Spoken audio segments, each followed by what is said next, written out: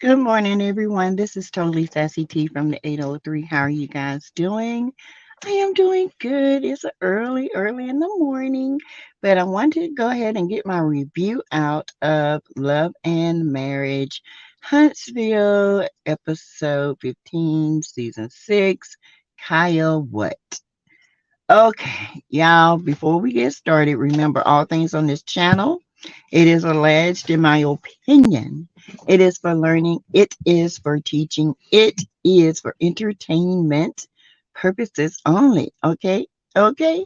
Just want you guys to know that because, some people go too deep. Okay. Into deep, but I am into deep too. Love and Marriage Huntsville. So, gotta do it, gotta do it. We come over here to have fun. We come over here to learn from one another. So, you know, don't get so pressed. But yesterday, you guys, guess who was in my comments and we had to gather her all the way together? Miss Popsicle Slaw herself. Okay. Coleslaw was in the comments, honey. And when I say she got dragged from here to Zion, back to hell, to the pits, she did. She got drugged. Okay. So we're gonna start with episode 1 and it I'm sorry, yeah, the first scene, and y'all know I do not go in order. I never have, I just don't. That is just me. I don't go in order at all. So, I'm gonna start with Courtney and um his wife Stormy. Excuse me, guys. Um, they're talking about having another baby. Courtney ain't having it. Um, Courtney don't want any more children. Stormy wants to have a baby surrogate. He doesn't want nobody carrying the baby but her if they decide to have a baby. And oh, excuse me, y'all.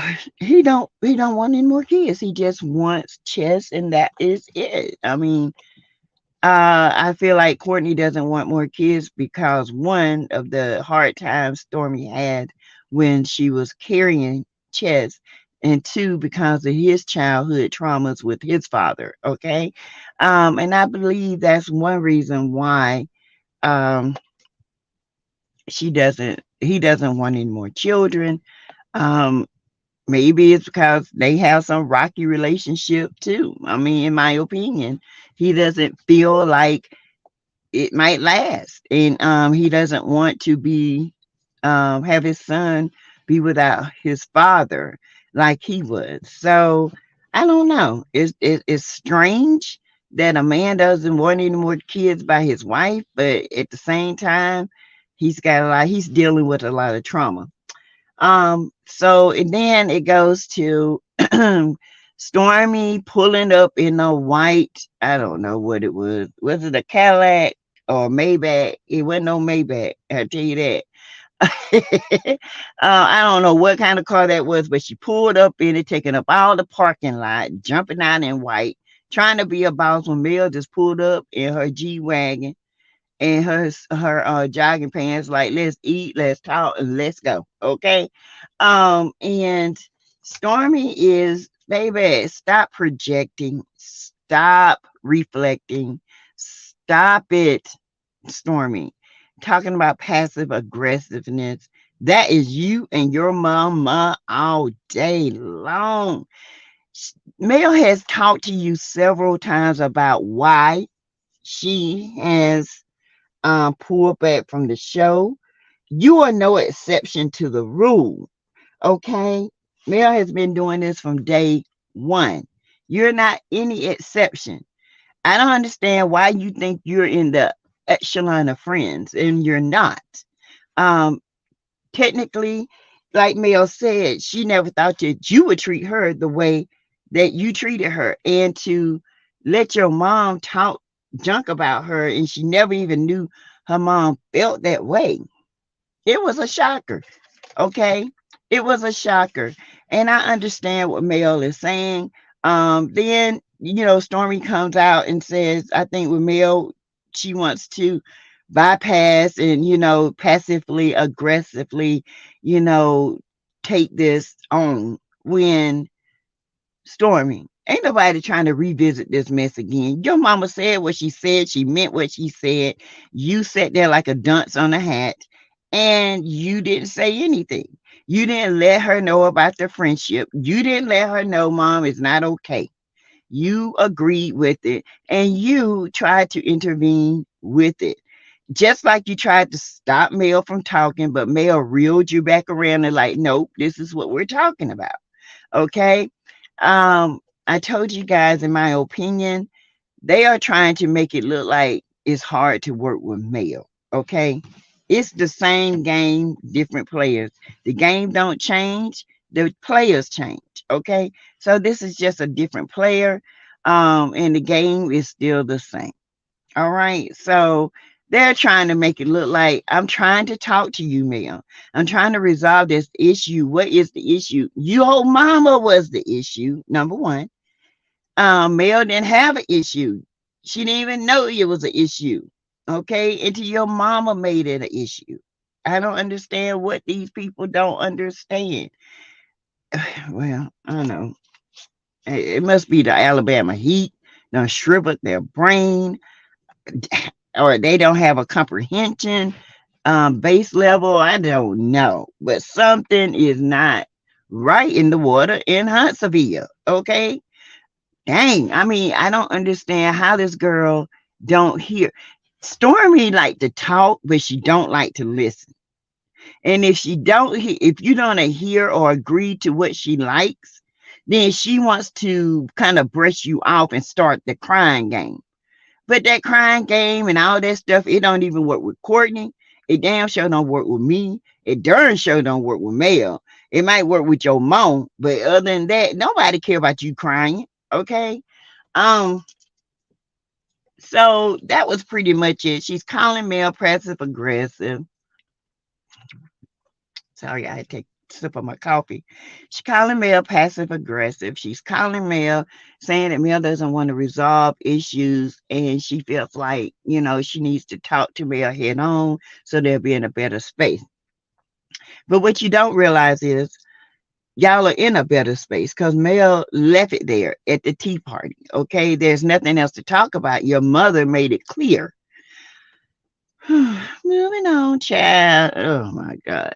We go to Kiawaaaat and Kimmy. Okay. Listen here, bravo. Okay, kill this dead horse.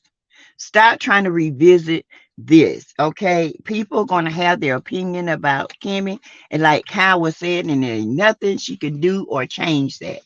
And then Kimmy is going to say, you perpetuated, you let this go on, making people think I was a side chick. No, your sister-in-law did that.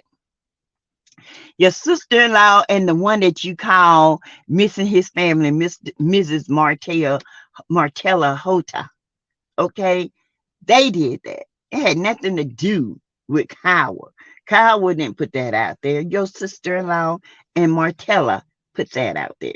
So those two main ones that you are always trying to take up for, the two slow crabs in the bucket, to forget, the ones that forget to climb out the bucket, them two right there, those are the ones that put that out. Let's be clear. All right. Oh, swole face and twangy twat. Okay. Anyway, in my opinion, allegedly. Um, she's trying to get Kiawaaaat to say, I didn't call you a side chick. That's what she's trying to get Kiawaaaat to say. Kiawaaaat didn't tell her she was a side chick. Like I said, Kiawaaaat never said you was a side chick. It was your sister-in-law and Martella. Okay, they called you a side chick, and things ran out of control, and you been a side chick. Now, I've told you, Kimmy, a million times, if the man was married, I don't care if the papers were signed. If the judge has not declared them divorce, then technically you were the last French fry in the box. Okay, you was that hot, crispy fry that you put in your mouth right before the crunch, and you just craving that one French fry. You was that side fry. Okay, and and by the time he put it in his mouth and crunched on it, the papers were signed. So technically you were a side chick. Okay. because Maurice was playing both of y'all. So you were a side chick. Anyway, I'm sick of them revisiting this mess of Kimmy and Kiowa. It's done. Okay, please end this. Please don't bring this back up. Okay, it's regurgitation. Swallow it. Ugh, and just deal with it. All right. Moving on to Maurice and little Reese Jr. They're playing basketball. Maurice trying to clean up what he done messed up and try to start all over again, but it's not going to happen because you said what you said, you meant what you said, and we hear what you said. Stop trying to use little Reese Jr. for your storyline. Be a father to that child that's going through a teenage point in his difficulty right now. Recognize it and stop being a asshole because that's what you are. I'm sorry. You're an asshole of a father to ignore your son. They're playing basketball. They're having a talk. He's trying to get to Reese Jr., trying to figure out, what's going on with him. And like Reese said, you know what?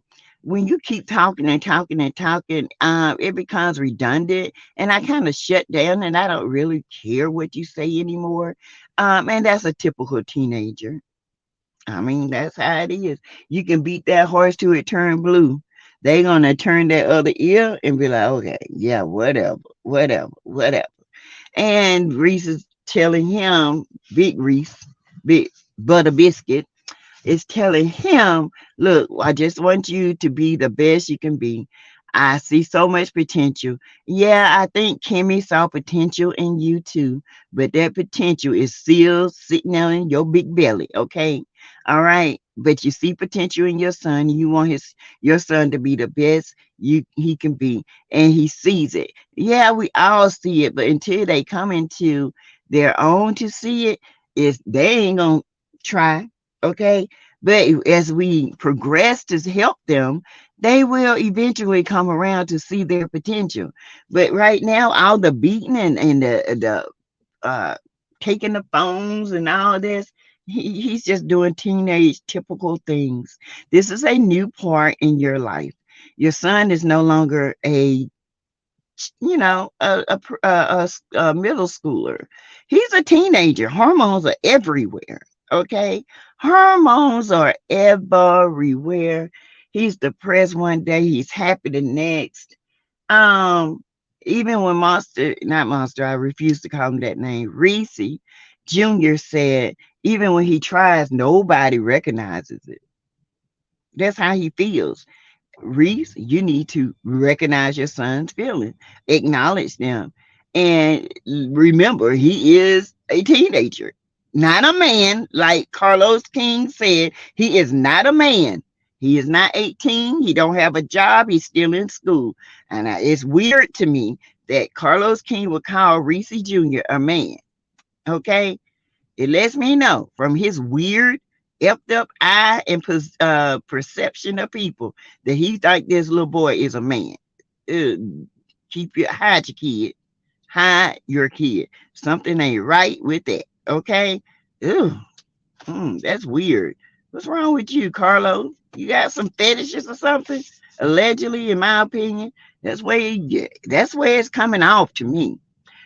Anyway, now that is that scene. Okay, we go to Courtney and his mother. Y'all, Courtney's mother is the most prettiest woman, and she looks like Courtney's sister. I thought that was his sister he was talking to. But no, that was his mother. And we learned some things about Courtney. And this was very touching. I really loved this true moment. It was not forced. It was very real. Courtney showed real emotion.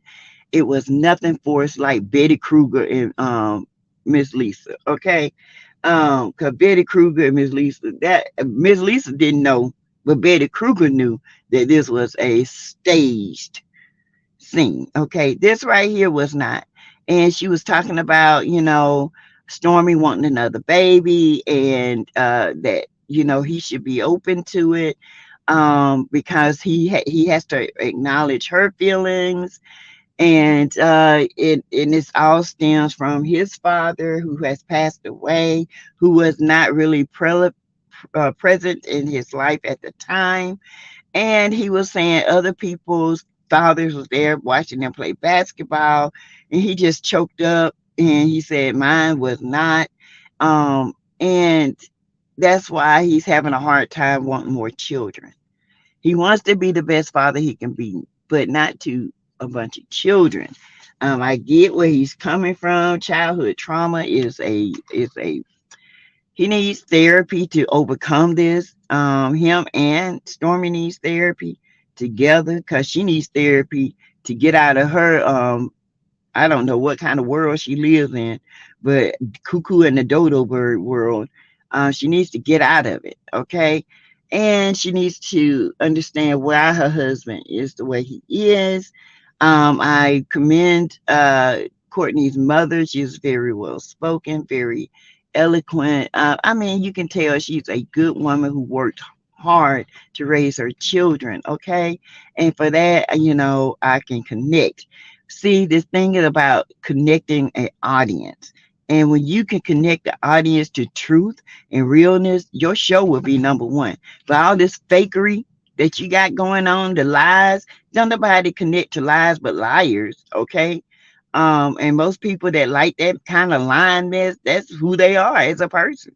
I'm just, in my opinion, allegedly. But I don't like liars, and I don't like pretenders. And this is what a bunch of these people are, a bunch of pretenders. Now, this scene with her and the scenes with Mel and her family, these are real moments. Okay. This other mess that you got going on, this fake pushed out Black Expo, which we get ready to get to. They out here looking at the scene. You know what I'm saying? They out here uh scoping out Tisha, all happy with them old woman white shoes on and them tight jeans. Keep it tight. Keep the twat in, okay? Keep the twang in. Then everyone comes in, they're looking at the space. Marcel is looking at the space. Martel come in looking like he done been beat with a bag of nickels. Chad coleslaw, baby. If that's what you want, baby, you got the prize. Cause don't nobody want that ninja. He is old looking. Ooh. And, ooh. One day you're gonna take that veil out and you're gonna see this ninja. You're gonna be like, damn, what was I fighting over him for? Exactly. Mm-hmm. I see it. Ooh, he look like his daddy. But anyway, they're all there. And someone asked, where's Mel? And Tisha knows she's had a conversation with Melody. And Melody is on tour. But Tisha made it seem like Melody was not going to be there and that she's not going to be a part of it. But she's invited Courtney and Stormy, okay, to be a part of this. Mel did not say that. And she is trying to spin the block with Mel's words. And here go Martell mad. I don't understand why we just can't work together. You just want some money. Okay. You just want to keep your eye on Mel so you can feel good in your spirit that you're around this queen that once made you. And it reminds you of how you used to be. Remember, Martell, used to be, okay? Not to be, okay? You with that bird brain. Remind yourself of how she makes you feel. You should have thought about that before you went out there and put your little pinky up in the stanky, okay? Um, but anyway, they're out there looking at the building. And let me tell y'all something. That building is right in the middle of the hood. That building, um, they did not serve not one purpose in that building. They did not help not one vendor in that building. Okay. Though allegedly, in my opinion, are people that was just production went out there to find to put in that building. This was a production setup. This was nothing Tisha and Marceau set up. Let's be clear. Okay. They did not set this up. This was our production. This was all paid for from production. And let's be clear. It wasn't all that. And it wasn't even the amount of people that was supposed to be there. Okay. Oh, and not one time did they go out in the neighborhood and help. When have the Scots helped anybody other than themselves? And they damn sure can't help themselves. Okay. So when did they help anybody? I never seen the Scots out here feeding the homeless, but I seen Mel, LeBerry, I've seen the Whitlows, I've seen so many others, even Stormy and her husband. Okay, I've seen them out there in the community, but damn sure ain't seen none of the Scots ever in the community, ever feeding anybody but their old fat faces. Okay, so this is pissed. It kind of ticked me off to know that they're using this and trying to use the community, saying they're helping the community when they're not helping anyone but themselves to line their pocket, which was an epic fail. Okay. Barso and Tisha talking. Martel with his nickel face come in. He's talking about Tisha being in the gym, looking at her booty and all that stuff. Look, baby, look, but don't get too close because your face already like a bag of nickels. You don't want that twat to beat you. Honey, you'll be unrecognizable. I almost didn't know who you was before. But anyway, they're talking. They invite Stormy and they come in. They agree to the space. They trying to refurbish this comeback group. The comeback group is done. It's dead. Ain't no comeback. It's back. It's gone. Leave the combat group where it was because the combat group ain't nothing without Mel, and y'all know it. The combat group is not coming back. Okay. It's gone. Out. Finito. Finished. It's done. Okay. Oh God. And y'all got these non-workers in here talking about comeback group. The only one that got businesses is Kimmy. And the rest of them ain't got a job the first. Okay. Child, I tell you, this show, honey, is trying its best to gaslight people. And you know what? It's probably working on somebody who don't look and remember where this show came from. Okay. But anywho, and anyway, I think what else was on here? Did I forget anything? I can't remember. No, I think that's pretty much it, you guys. If I forgot something, I'll I will bring it up in my live today at 12. I will be doing a live today at 12 o'clock. And I hope you guys I should have had my banners up. But here it is. Anyway. I hope you guys have a rest of your day that until 12, and I will see you guys in a little bit. We will talk about the rest of this show, okay, what is for transpiring for as Mel, who has been dancing happy. I just love it. She's free. She's enjoying her name back. She's getting back to Ms. Rogers, okay, with the D. Go ahead, Mel. And I'm liking it. I love to see Mel get back to a place in her life that she was happy, vibrant. Cause this nickel face ninja tried to take it out, okay, of her. Now he's in the gutter where he belongs. And Carlos is always bailing this ninja out. Allegedly, he's bailed his mom out of foreclosure. So this man can have somewhere to take his kids because he was over there staying with Ariane. And now people don't got a hope to that, okay, allegedly. And he can't spend the night over there. The kids can't spend the night with him. She can't spend the night with him. But you can come over there and be his baby and babysitter, you dummy. And like I said, she was in my comments, you guys. I'm gonna post them on my community wall. It was so funny, but honey, we went in on little hen. Okay. Remember, you guys can give to the channel. All right. You can cash out. You can do super stickers, super emojis. You can do all that. And I appreciate it. Okay. I appreciate every coin because it's going for a good cause. Okay. It's going to my sad shack. Okay. And that dang gonna shack costs money. the building, but to set it up, I have to have that coin. So I'm working diligently and extra hard. Okay. So bless a sister. And this is my birthday month. Yes. It's a coming upon you guys. Leo season is about to roar. All right. So anyway, you guys, thank you. I'll be taking money all month long for the birthday. Okay. All right. Anyway, you guys, I will see you guys at 12:30. You guys get ready. Let's talk. All right. Talk to you later. Bye, guys. See you later, T Crew.